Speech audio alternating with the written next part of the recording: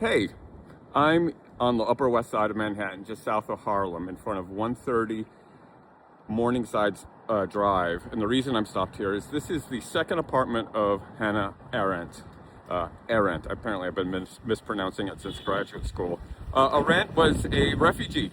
You know, she escaped Germany. She was captured by the Gestapo, then escaped to France, was part of the resistance, and her husband, Herbert Blucher, were captured and separated, and then she ran into on the streets, and they managed to get out of France and through Portugal, made it to New York City in 1941. They lived in a small walk-up tenement apartment, essentially, in 1941, around the corner on 95th.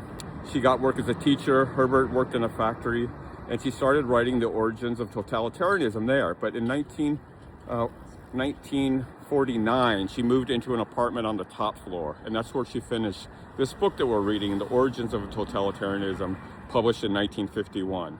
After that was published, she moved into a larger apartment and lived there until her death in 1973. It's very interesting that Arendt writes so much about stateless people, because she was certainly stateless during this period of her life. She was stateless as a Jew in Nazi Germany, then she was stateless as a refugee in France, and then she was stateless as a Jew in New York City. But in this apartment up on the top floor, she managed to build a community, since she was a teacher and kind of interacting with other refugees and people who were escaping Nazi Germany. After the war, built this sort of intellectual community.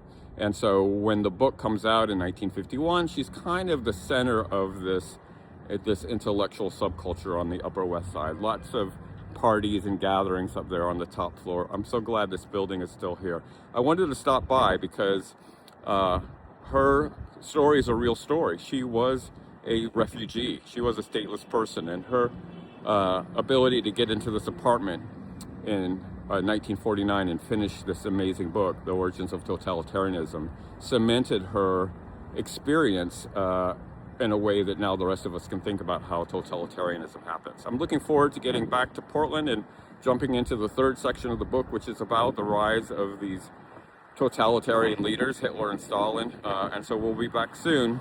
But from Hannah Arendt's apartment on the Upper West Side, welcome to the Resistance.